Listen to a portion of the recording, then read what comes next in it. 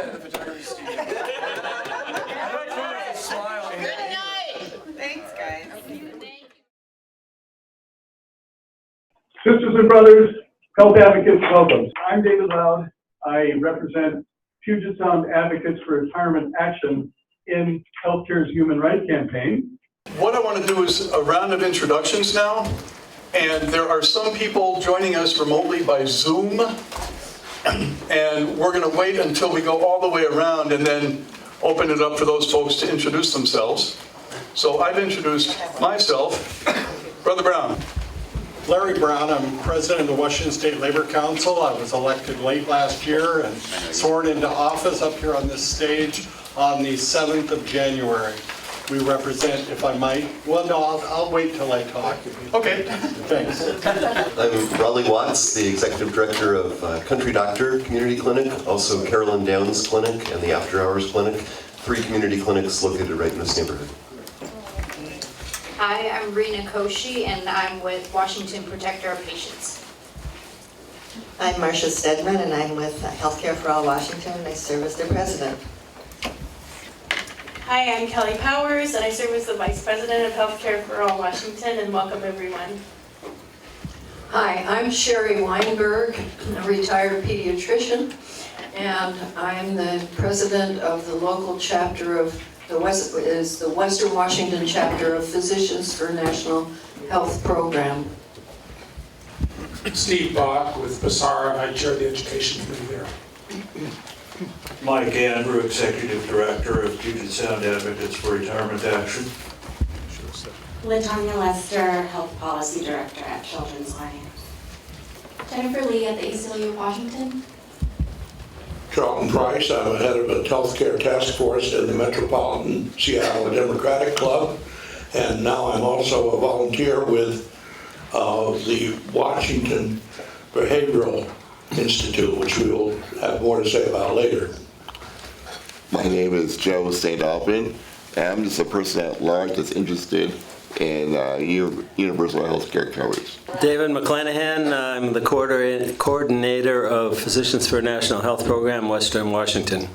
Paul Benz, Faith Action Network. Bill Moyer, Backbone Campaign. Bill Ziegler, retired Public Employees Council of Washington. John Cromie, retired Public Employees of Washington. Gwen Ranch, representing Retired Public Employees Council. Jen Nye with Whole Washington. Holly Allen with Whole Washington, Treasurer.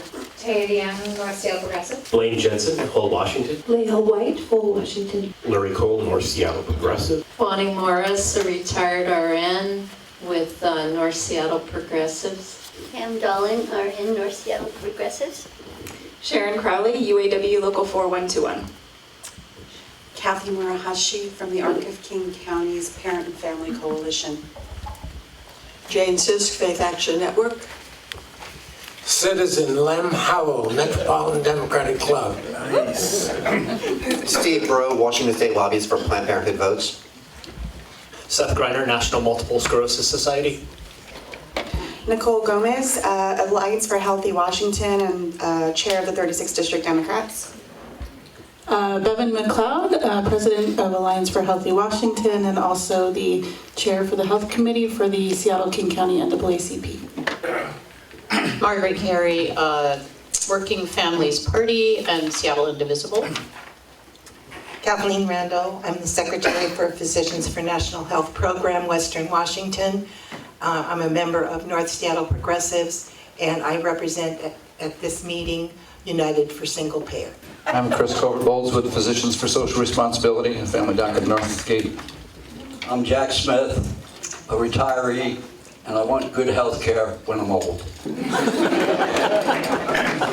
Leah Rutman, ACLU of Washington. 505-433.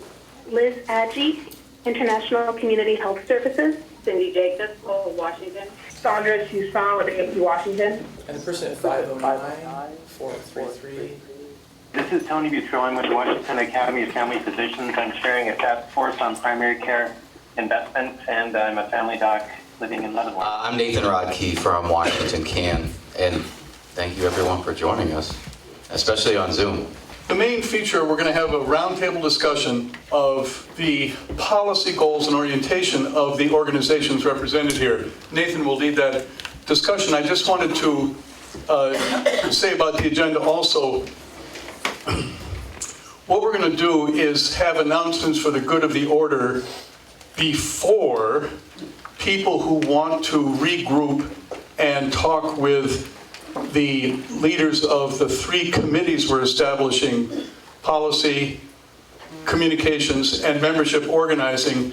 We're going to regroup in different corners, but before we do that, not everybody may want to stay for that, so we'll have the good of the order announcements before that. And also at that time, it's been suggested that we try to take a group photo of everybody here, so I think we can do that. So anyway,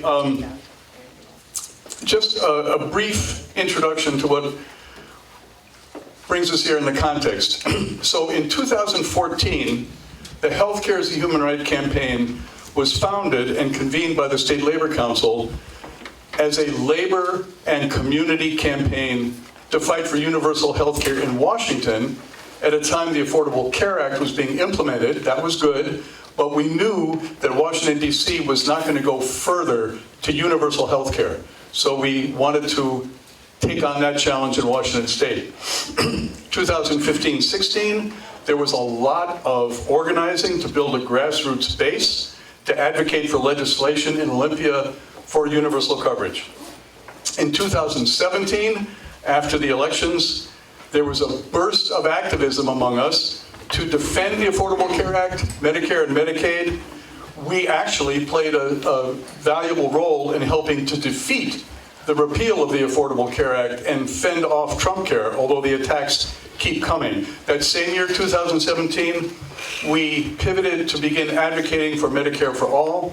And that year, the State Labor Council passed a very nice resolution at its convention in that, to that effect.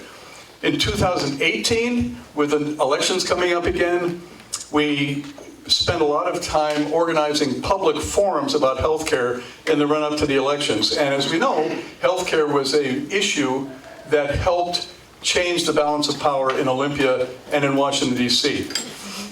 2019, beginning of this year, we adopted an agenda to work for universality both at the federal, the state, and the local level. And I believe that as an advocacy organization, that's a bit of a unique thing to take on, because there's a lot of people working on the different levels, but we're trying to look at the whole thing. In 2019, as we heard at our general meeting last month, that Janet Varin presented from the Northwest Health Law Advocates, there was a record number of bills passed in Olympia improving and expanding health care. Our organization helped to work on bills on drug price transparency and banning surprise medical billing. We put most of our effort into the bill that was called Pathway to a Universal Healthcare System. And we didn't get that bill, but we got the guts of it, which was a budget proviso establishing a all-stakeholder work group to report back to the legislature after the 2020 elections on how Washington State could get to universal health care. And some of the people here have applied to that work group, and we're going to be following that and working with that group. The healthcare is a human right campaigns against the attacks on healthcare. The Republicans' effort to take away healthcare won us dozens and dozens of what we began to call campaign allies. That is, organizations that were not part of Healthcare's Human Right, didn't sign on to our principles, didn't become a sponsoring organization with contributing, time or funds. And we did not pay adequate attention to broadening our organizational membership and unifying with our many allies around a proactive agenda. So today, we're kicking off a discussion of goals, and we are reforming several needed committees. We think Healthcare's Human Right can play an important role in building the grassroots movement for universal and affordable healthcare. And there's no more important issue to help us elect the federal and state governments next year, which will make it possible to turn our country around and win health care for all. So we look forward to working with all of you one way or another in this campaign. And now I give the mic to Nathan. Thank you, David. Yeah, may as well take this on. I really want to take a moment to thank David in a big way. He's been chairing our steering committee. We are, it goes beyond words. We're grateful, 100%. So I'm here to bring up our roundtable discussion. What we want to talk about, well, let's see. I'm going to kind of just shoot from the hip. I didn't bring notes like David. There's a couple of short things, though. I want to say, like with what David was speaking on with the state, county, and then also federal, that's a big pie. But I think we're capable of it because, I mean, this is actually, we have a great group of people here and organizations, but we also have potential to bring in more folks. And the larger our coalition campaign can be, we really are capable of doing this. We saw a lot of movement in the legislature this year. So I just want to relay my excitement on that. That's kind of just saying my piece there. The thing what we're here to draw out from y'all is a couple of things. Basically, what are your policy goals as groups that you want to share with us that you think we could do and achieve together? And just what brought you here. We could get to know each other a little better too. I think that would be really good to get an idea of a little bit of background on what brought you here to work with us. So we're going to kick it off with, I'll do mine quickly, and then also we're going to have a couple from the steering committee. We're going to have Marcia Stedman from Healthcare for All Washington and Sybill Hyppolite from SEIU 1199 just briefly speak on their roles. But for me, one other thing. As we go around the table, this is a really important piece. As we go around the table, please have one representative from each group speak. We don't want to have too many from any one group or anything, because the point is to get to know each group. So please keep that in mind, and also keep it brief, more than I've done already. I'm here with Washington Can. The thing that brings me here is a sense of purpose to Washington Can's membership. We've got 44,000 members across the state who have been giving on the issue of healthcare a lot over the last 30, 35 years. And so, we have to be doing this work, and that's why I show up for it. I wanted to share one member story really quick. Because ultimately it's more our members and their stories, because they're a lot harder than mine. Mine is it's peripheral. It's understanding from someone else. But I can't experience losing my child to healthcare. I hope I don't. But one of our best members has had that happen to them.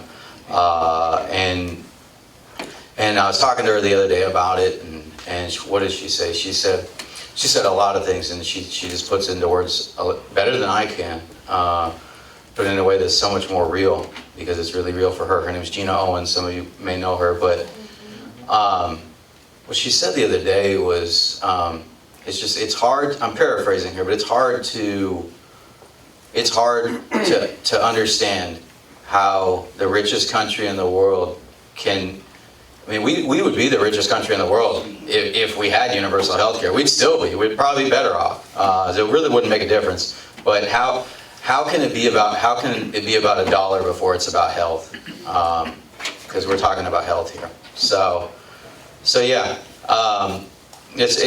that brings me here more than my own energy.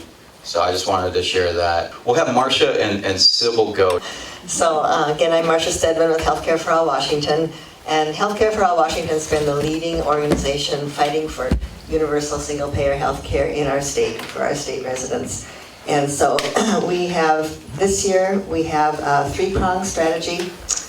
The first prong is we're going to be hoping to participate in and certainly be monitoring the work group of the pathway to universal health care. that's being set up right now by the Healthcare Authority.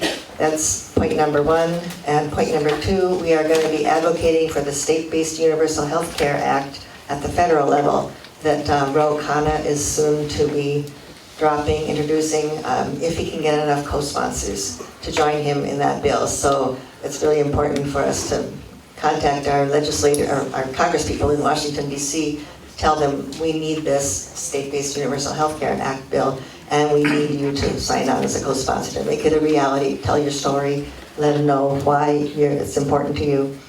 And then our third prong of our approach will be to continue our stepwise approach to achieving universal health care in Washington by working together with legislators in our state legislature leadership and with excuse me, our healthcare champions in order to develop legislation that will move us closer to providing affordable and accessible health care for our state's residents.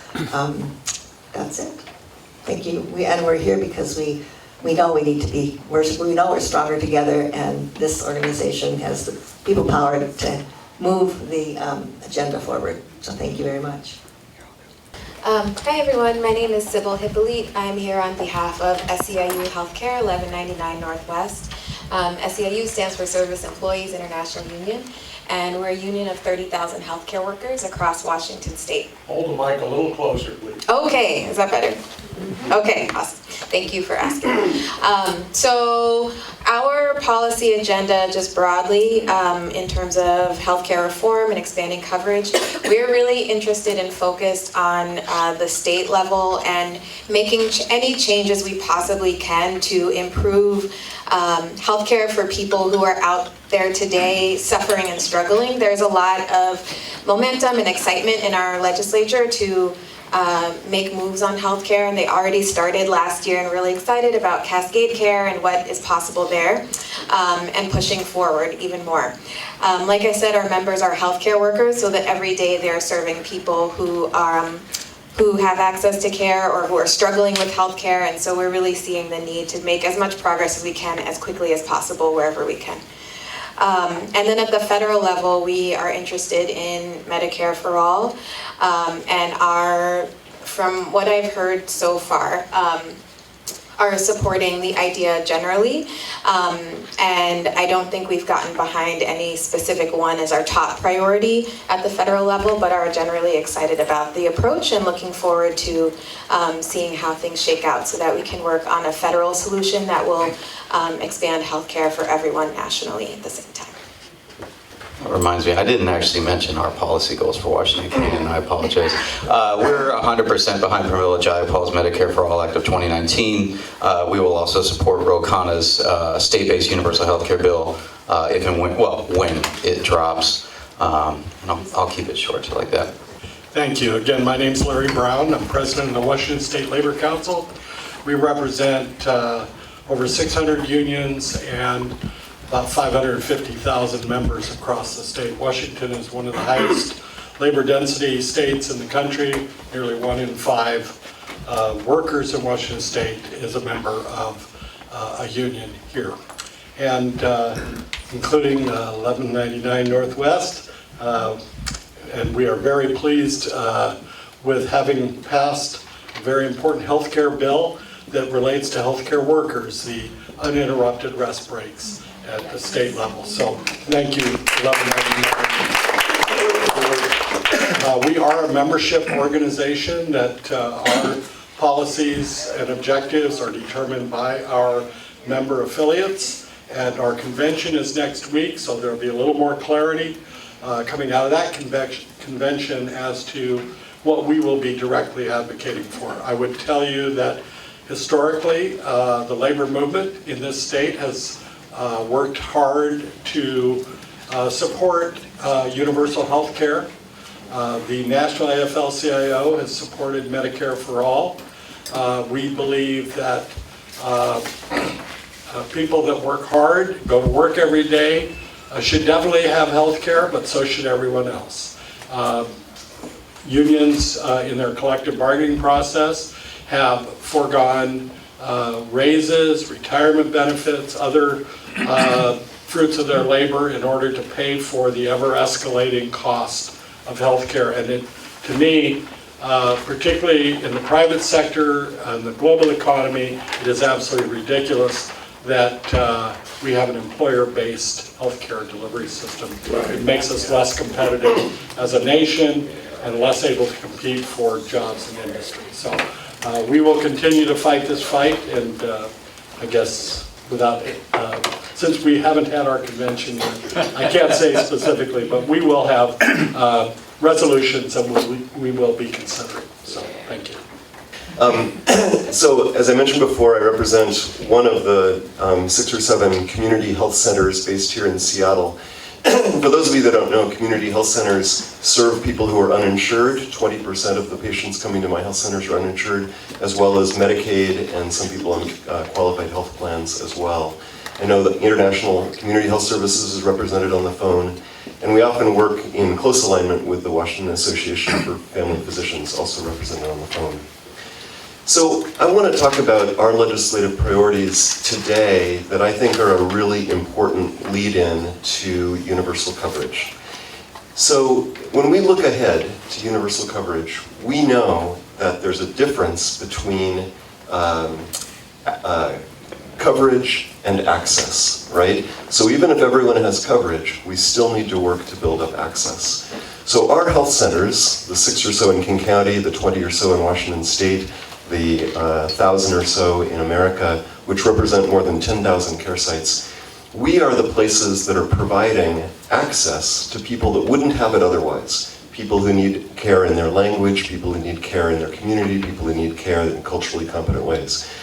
So as we transition in 2 years, 5 years, 10 years to universal coverage, we need to make sure that the primary care system is very strong and ready to accept an influx of additional people that have coverage and need access.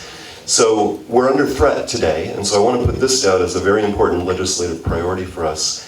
By September 30th, Congress needs to renew the health care funding, the health center funding that supports these 10,000 primary care access points across the country.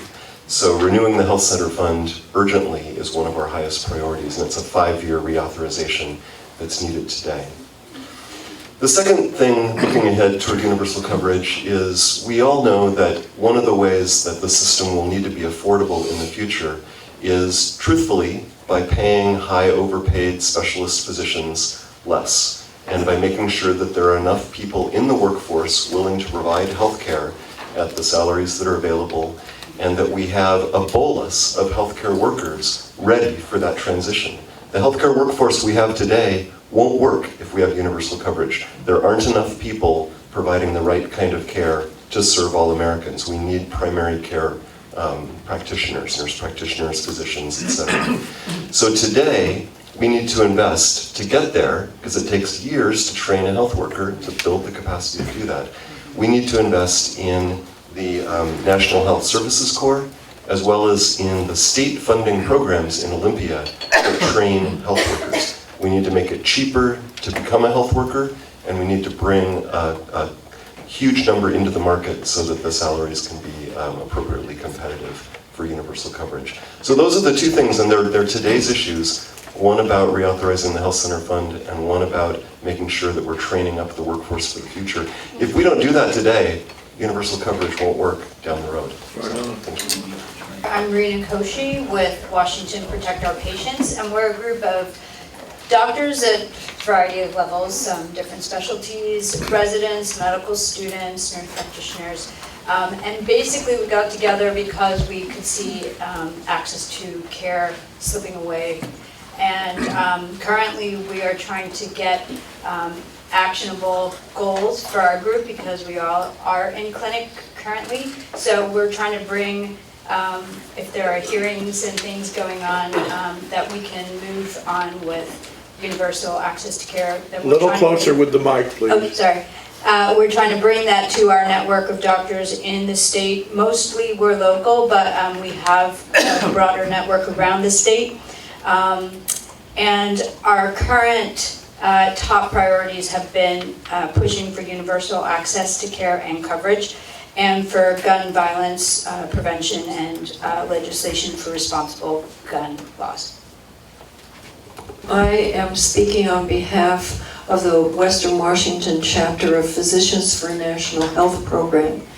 The first thing is to realize that Physicians for a National Health Program formed in the mid-1980s, right after Canada finally passed its Medicare kind of umbrella, pulling all of the various provincial programs together.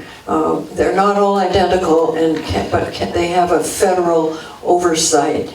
And the basic idea of PNHP was, hey, look what they just did in Canada. Why don't we just import that to the US?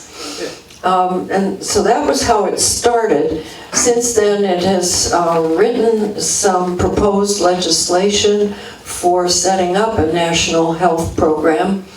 And in fact, a lot of the language of Representative Jayapal's bill comes from the latest iteration of the PNHP proposal.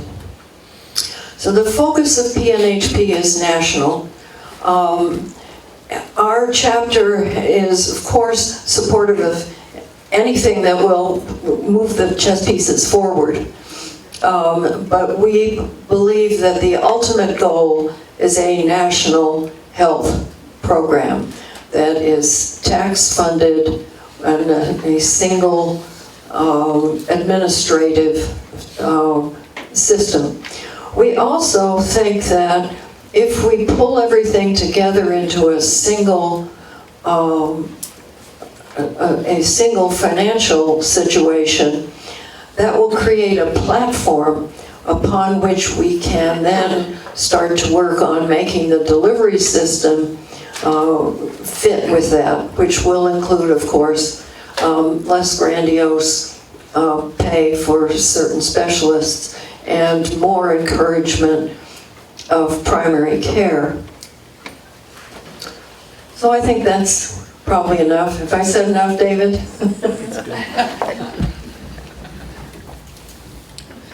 So Puget Sound Advocates for Retirement Action is in favor of Medicare for all. Currently, we're supporting Representative Jayapal's bill.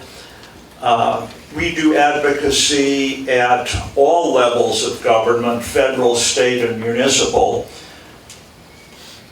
As far as the particulars of our legislative agenda, like the State Labor Council, we're a Democratic, member-driven organization, and we're nowhere near done with the process of establishing our legislative agenda. Fortunately for us, we have David guiding the work. At an earlier meeting, I called him an expert on healthcare policy, and he said, no, I'm not an expert, I'm just an advocate. Well, he's an advocate who knows a lot. So, you know, when David has something to say, David is speaking for Passara. Hello everyone. So Children's Alliance is a statewide public policy organization focused on children and children policy with an emphasis on achieving and improving racial equity. For our health policy work, we have in recent years, in the past we were a big contributor to the effort to pass Cover All Kids, and we continue to support that work. In recent years, we've worked to establish a healthcare program for people who have a status that's referred to as COFA, so that's their immigration status. It's Compact of Free Association, so folks from certain Pacific Islands who were left out of accessing Medicare.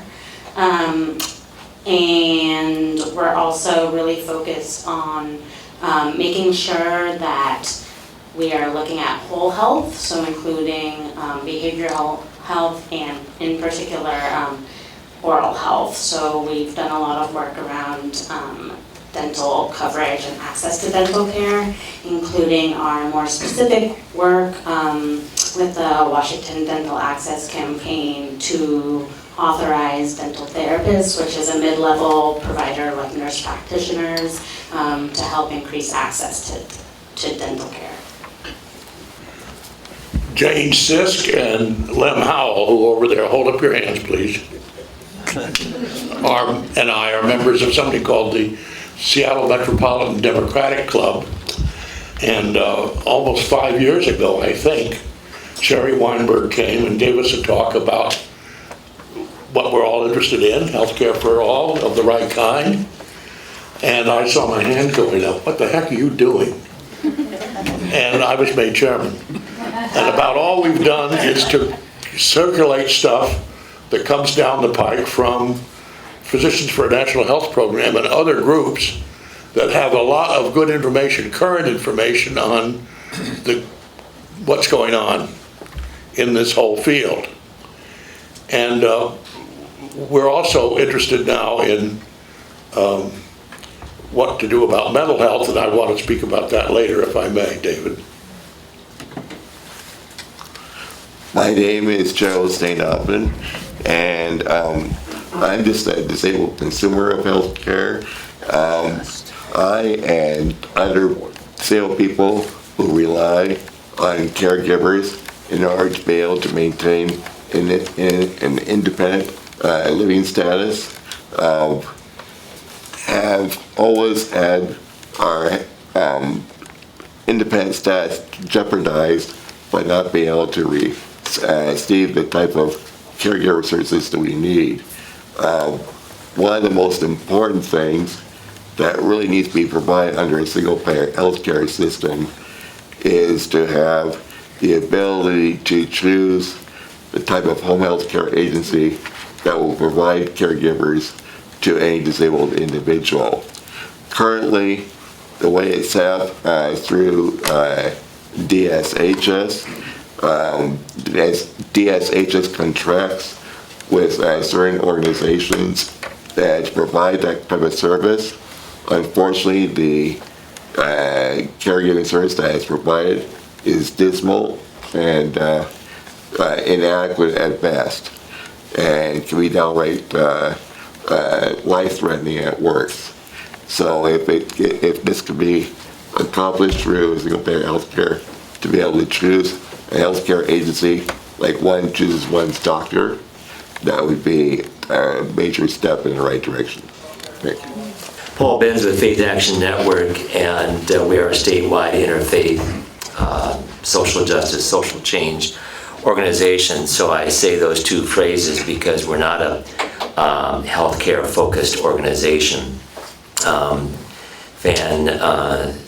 Legislative agenda will be formed later in the year. We're beginning to form it now. And last year, for example, we had 6 policy areas. And I won't, to try and be brief, I won't go into those 6 policy areas. So whatever this organization chooses to do around healthcare, fan supports. Backbone campaign. We are a movement supporting, movement building organization, and we were part of the original coalition as well. From the very start, we saw this as an opportunity to shift culture, to ground our requirements for our raising expectations for not insurance, not coverage, but actually care. We feel like we want to build a society and support the building of a movement that is for a society where anything of actual and ultimate importance is not actually for sale. And so we don't feel like there should be any barriers or any limitation to access for something as sacred as healthcare. So Backbone Campaign specialty, though, or what we're, I guess, known for, and what we offer to people here and around the country is creative tactics, ways to amplify the voices of communities and organizations grounded in these values of anything, of protecting the sacred and not commodifying things that should not be for sale.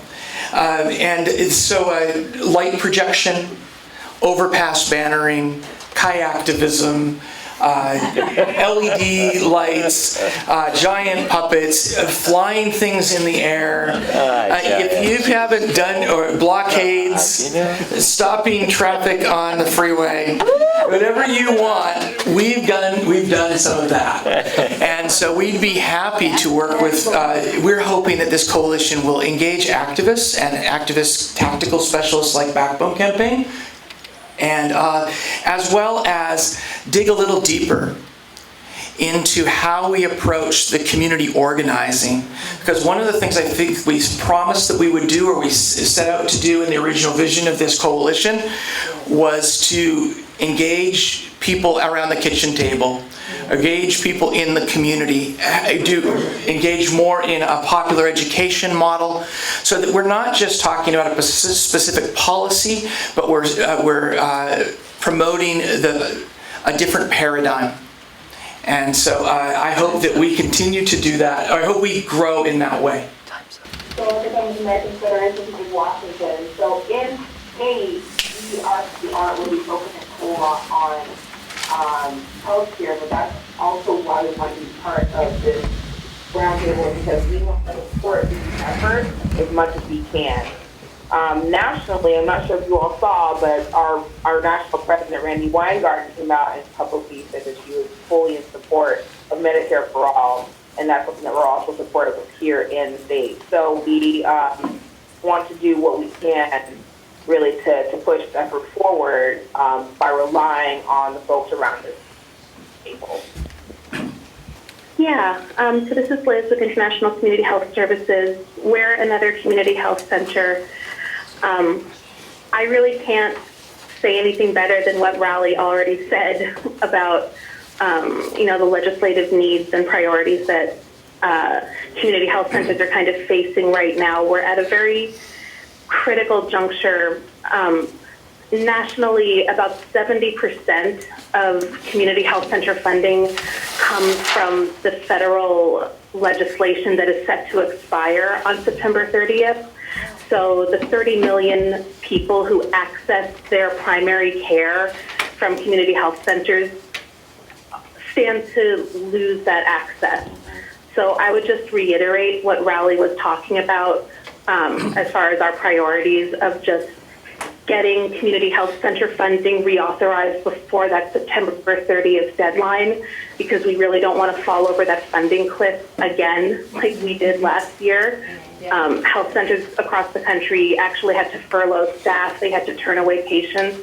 And, everybody in this room knows what the consequences are of, delaying and denying health care for people who need it. And then also just, reiterating again, training the next generation of the primary care workforce. Those are really the two kind of critical pieces that, we see as building up that structure for universal health care, making sure that the access component is there once people are able to afford the care that they need. I'm a registered nurse, MHP, out in Grace Harbor County, so very rural out of the coast. I'm inspired to be here with you all because healthcare is a human right, and my very good friend Lisa is having a major medical problem that's gone on for over a year. I'm the steering committee president for whole Washington, and I believe that all the efforts, if we all come together, we can have a single payer system for everyone in Washington, which will hopefully ignite it to get us started for the entire country. So I'm happy to be here. Thank you. Hi, this is Leah Rutman from the ACLU of Washington. We're a civil rights, civil liberties organization that traditionally in the healthcare world have focused on issues relating to reproductive health care, end-of-life care, mental health, disability rights, and a slew of other things. We're really interested in work relating to healthcare as a right, and also healthcare work that has a race equity component to it, such as the bill to increase Apple Health to 26 years old. we're here to hear from the experts, see where there may be common ground and ways we could work on these issues moving forward. Tony Butruille, I'm a family physician in Leavenworth, and I've kind of monitored emails from this group from afar, and I'm here mostly on my own behalf just to express appreciation. I wish I could be there in person, both so you could hear me better, but also just sounds like a lot of passion and energy in the room. Certainly as a small town family doc, I see every day the need for everybody to have ready access to comprehensive and appropriate and good primary care. So I'm not necessarily formally representing the WAFP on this call, but the Washington Academy of Family Physicians has established a task force, and we're putting a lot of effort into increasing the primary care investment in the state. And we're working with a number of other states who are on similar trajectories as part of a national effort. And certainly as I hear people talk, there's just a lot of overlap between the work that this organization is trying to accomplish and what we are, and I hear people talk about primary care workforce and access and integrated behavioral health and, just overall decreasing costs and improving access to care. We can't do that without a broader investment in primary care. So I think I was just looking for opportunities for collaboration and, establishing coalitions for mutual goals. So I'm really excited to hear more from the group tonight. Okay, so from the Washington State Nurses Association that couldn't free anybody up for the meeting tonight, from their Director of Public Affairs, Jen Mung, I have this statement that she wanted me to share. WSNA members have passed resolutions supporting universal health care over the past several decades. As an affiliate of both the National American Federation of Teachers and the American Nurses Association, WSNA supports the positions these organizations have taken to support Medicare for all as one option to get universal coverage. We look forward to participating in the policy committee that Healthcare is Human Right is convening and working together toward universal health care. So that's WSNA. And then Janet Varin, the Executive Director of Northwest Health Law Advocates, an organization that has done just incredibly important work over the years to advocate for health care for folks who are underserved and disadvantaged in one way or another. She's on a trip, and she wanted me to share that she's working very closely with Seattle Councilwoman Teresa Mosqueda and County Council member Ron Dembowski on something that they talked about at the forum we had in January, and that is trying to achieve universal health care in King County, with a particular focus on immigrants who otherwise are at a complete disadvantage. But there's 150,000 people in King County who don't have coverage, and a third of them are non-citizens. So that's a project that they're working on, and I'm sure that we're going to want to support. Okay. I'm Gwen Ranch, representing Retired Public Employees Council. We have about 10,000 members, and most of our members, maybe I shouldn't say most, but many of them have health coverage through the Health Care Authority. And for them, we've had issues in terms of cost of premiums and, of course, drug prices. But the big issues for people that have had coverage under the Health Care Authority is the increasing cost constantly of the premiums to even have the insurance. But we also have a significant number of type of public employees that aren't under the Health Care Authority. And for them, it was being able to have access to a group plan, to a group insurance system, and the costs associated with that. So at this point, I don't recall that we've ever taken a resolution saying Medicare for all, but we've certainly passed resolutions concerning improving health care in general and trying to control the costs. I'm Jen Nye. I am with Whole Washington. I am the communications director and I'm on the board. And I just want to appreciate all of the work you've done for years, all the talent that's in this room. If it weren't for you, I wouldn't even know there was another way. So I feel very humbled. But Whole Washington ran an initiative last year. It was I-1600. We got about 103,000 signatures. We didn't make the ballot, but we learned a lot. And we stepped back and got some feedback. We got feedback from exiting Senator Marilyn Chase. We got feedback from the Employee Security Division and from the Department of Revenue, and we made some adjustments. And I'm gonna pass out just information about the bill. And so what you can see here is, on top is the benefits. It's everything that we believe in. It's vision, it's dental, it's behavioral health. And down here is the funding mechanisms. This is something that makes this plan really stand out. It's really different. The funding is already figured out. And then on the back, we've got some FAQs.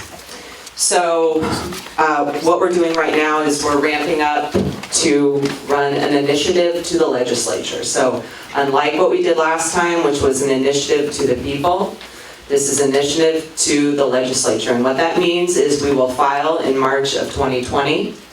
It gives us 9 months to gather signatures. And then if we get the required number of signatures, the legislature has a choice of 3 options. How many signatures? It's like we shoot for 300,000 just to make sure that there are enough valid. So they can either pass it as is, or they can make amendments to it, and then put that on the ballot alongside of our initiative, or they can just put it out on the ballot to the people. So, and I feel like I hope that I'm speaking for the group when I say that we are operating under sheer urgency. I don't feel like our focus is on disruption or the market, but what we are fighting for is for those people that are in pain, under stress, either physically or emotionally or financially. And we have a gift in Washington State. We have this initiative process. And I feel like this is just a critical tool in our tool chest. And I also feel like we have made incredible strides since 2016 in the legislature. Like nationally, I can't even believe the strides that we've made. But it's not going to happen. So anyway, I hear you and I apologize, but I also just feel like the landscape is really grim right now, and the way we get our power back is by collective action. And if anybody is interested in joining our steering committee, we are looking for very passionate people. I'll keep it brief. I'm here representing North Seattle Progressives. North Seattle Progressives, I would say, is an issue-oriented grassroots organization. We are not just tackling healthcare, but we're also looking at environmental issues, threats to our democracy, and immigration. So I'm part of the healthcare group. And like I said, grassroots, we have people who are workhorses. We do what needs to be done wherever it needs to be done. We are pushing hard to do education and outreach for 1384 for Pramela's bill. We are throwing a lot of energy and effort into the state-based universal health care bill and the pathway. We want to be a part of the working group. We want to be where the work is being done. We're workforces, and we're ready to put our energy behind the work of this group. We're also doing canvassing. We're supporting candidates. We're wanting to make this a kitchen table issue. We are doing a lot of education and outreach. We're showing the movie Fix It, big money. We are really trying to educate people so that people, when they do have to vote, they know that they're not just learning about this for the first time, they're really understanding this. So we're really trying to help people understand what this means and debunk the myths and really try to help build a movement with our neighbors and everybody we encounter in the community. So again, we have got to get nonprofit universal health care at the state and eventually the federal level, and we'll do whatever we have to do to get that done. Nice. I'm gonna pass it all the way over here. Hi, Sharon Crowley from UAW 4121. I'm an organizer with the local also have been around the local for a really long time. I was one of the organizers in the early days of our local when we were forming. But so healthcare was actually one of the issues that started our local. It's one of the issues we were fighting for from the beginning. Cuts to healthcare unilaterally made, so a union was the obvious path for us. As a labor union, we do inward-looking work on healthcare, obviously through bargaining and contract enforcement. I won't get into that. Happy to talk about it later. But the policy goals our outward-looking advocacy are definitely absolutely behind Medicare for all, or honestly, any way we can get universal single-payer healthcare for all. Some of the specific ways this will help our members. We have 2 bargaining units, graduate student employees and also now postdocs. For graduate student employees, the big issue is continuity of coverage, because they go into and out of employment in the bargaining unit, and there's circumstances under which they lose healthcare for a quarter and then get it back. They do have fully paid, employer-paid premiums, which is a really big thing that we've kept up over the years, but that continuity of coverage is a major issue. Postdocs just settled their first contract, or just ratified their first contract. The big issue there is that there's a group of postdocs who are paid directly by outside organizations who are not included in the PED benefits that regular UW paid postdocs have, but they are covered by the bargaining agreement. So we are advocating at the state level to get them covered by the HCA or PED. So those are the things we're working on. We're all in for this. So thanks. So I'm Cathy Murahashi from the ARC of King County, and the ARC of King County is an organization that promotes and protects the right of people with intellectual and developmental disabilities. So we're not a healthcare agency, but healthcare impacts the people that we serve every single day. We hear more about this every day. Some of the things that we're really concerned about, we've done a lot of fly swatting in the past couple of years. So many things that are threats to our folks around the pre-existing conditions and other things that are threats to healthcare. We're particularly concerned and want to make sure that in the conversation that the issue of Medicaid long-term care is not lost. Our folks, every single service that our folks get through the ARC, through home and community-based services, is Medicaid funded. And it's some of the things you don't think of as healthcare. Things like where they live. My daughter's job coach is paid for through Medicaid. So we're concerned that somewhere that piece doesn't get lost, and that we make sure that we protect those things as well. And issues some of the things that we're immediately seeing are around behavioral health and the intersection with the intellectual and developmental disabilities. We're seeing a lot of our folks end up in the hospital, so we'll be working on some of those issues as well. On a happy note, we had a healthcare bill that we were actually able to pass this last year that we'll be watching implemented, the Healthcare for Workers with Disabilities Bill, 1199. Ironically, and Eileen Cody was the sponsor, and we worked with her, and she was really happy to get that number that allows people with disabilities to buy into Medicaid and without limits for the amount of money they can make. Steve Breaux with Planned Parenthood. Planned Parenthood is looking at a variety of options for health plans that will basically, the goal is to get the best health care coverage for the most people at the lowest cost, universal coverage. Our legislative agenda for 2020 is not yet set and includes several items that are going to be carried over from the last legislature that did not pass or only partially passed.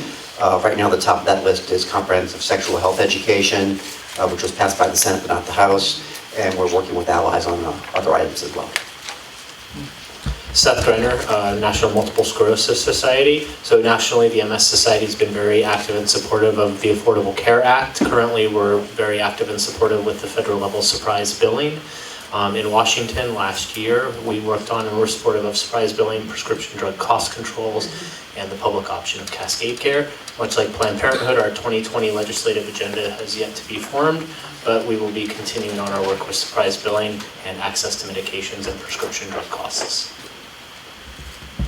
Great. Hi, Nicole Gomez. I'm going to let Bevan talk about Alliance for Healthy Washington, but I'll talk briefly about, I'm the chair of the 36th District Democrats, and one of our main bullet points in our platform is that we support a universal, publicly funded, single-payer, not-for-profit, comprehensive healthcare insurance system, including access to reproductive services, mental health, substance abuse, and treatment services. So one of the things that I'm doing, and now that I have a new vice chair as of last night, we're going to be working together in trying to get together legislation that's being introduced at all within Washington State, and we're going to be forming a list with our membership, trying to get people who are ready and available to go testify at committee hearings, things like that, and trying to be a little bit more organized in that way, and also invite member LDs to come along with us. So I'll be seeing you guys a lot. Hi, Bevan McLeod with Alliance for Healthy Washington. I feel like I've been in this room at least once a month for the last about 3 years working on a lot of issues here. I'll just read really quick. Alliance for Healthy Washington is a nonpartisan group that advocates for Washington state residents in order to enact sustainable, fair, and transformative healthcare policy that both advances our healthcare system while also addressing the current crisis facing residents statewide. So we have not yet looked at our policy agenda for this coming legislative session, but we did work on the pathway to universal health care in drafting and getting it passed. Also did work with Pramila last year on her state-based Universal Health Care Act, which will also be supporting when ROCANA submits it. And basically anything that we see as furthering our system that gets us more close to a universal healthcare system through advocacy. So happy to be part of this group. I think I'm just going to say Medicare for All state legislative efforts, but the specifics of the state efforts are to be determined for the organizations that I'm affiliated with. And they are? They are MLK Working Families Party and Seattle Indivisible. Sorry. Also the NAACP Seattle King County, which very much in line with healthcare is a human right, and of course many people in this room know that minority communities are affected disproportionately because of socioeconomic issues, because of access issues, etc. So we'll be developing a legislative agenda there as well. Thank you. I'm Kathleen Randall, and I'm representing United for Single Payer. United for Single Payer is focused primarily on Medicare for All at the national level. That is their main focus. And we're kind of a supportive group and a working group that supports the Physicians for National Health Program, Western Washington. So we're the workhorses for them. All right. I just want to say thank you, everyone. Yeah, give yourselves a hand. That took a little longer than we expected, and David and I kind of looked at each other and I was like, but man, I want everybody to feel like they're being heard because you guys all really deserve that. So thank you, everybody. And now I do want to hand it over to Bevan.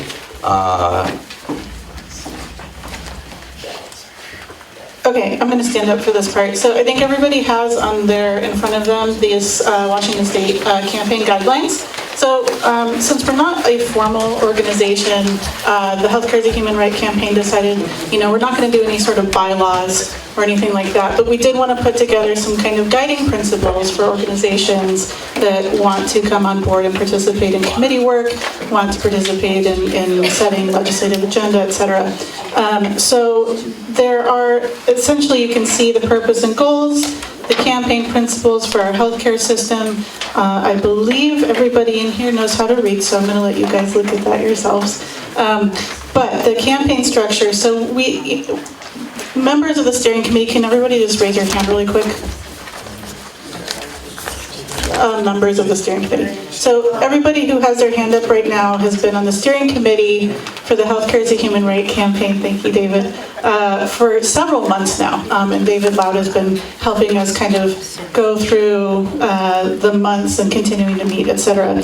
And so we came up with this campaign structure that is very similar to the founding principles of the campaign, but we finessed it just a little bit.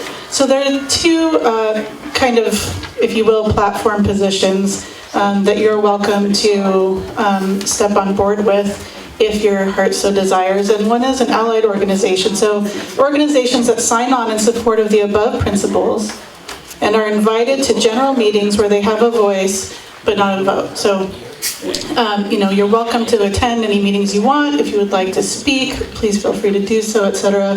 When it comes to voting issues, there is no vote there. Number two is a sponsor organization. So these are organizations that make a significant investment of resources, whether that be financial, staff, or time, and who, in addition to attending general meetings, serve on committees or subcommittees. Sponsor organizations have one vote at general meetings and appoint a designated representative to give the vote. So we recognize too that we don't want to disqualify anybody in the organization that may be low on funds, but they want to give volunteer hours, or vice versa. If there are organizations that have a fair amount of funds but maybe don't have as much volunteer hours that they would like to give, we want to make sure that we see everybody participate who wants to participate and who wants to have a vote in that capacity.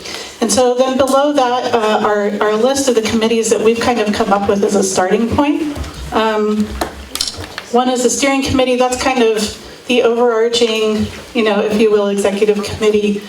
We talk about our plan for the year and talk about budgeting and, yay, once we get some funds in the door, right? So Washington Can has graciously offered to be our fiscal sponsor as a campaign, and so any contributions that organizations give to Healthcare is a Human Right campaign will go through Washington Can. So, and then there's also the Policy and Research Committee, there's a Communications Committee, Membership and Organizing Committees. So this is kind of in the process of being organized again and revamping ourselves as a campaign and as a coalition. And so we just wanted to put some guiding principles out there for everybody so that we're all kind of starting on the same page. And I believe that that's kind of what we were talking through, and then we're going to break into small groups. Well, yes, but first, yes, because the way this got printed, the membership commitment form is on the back of another page.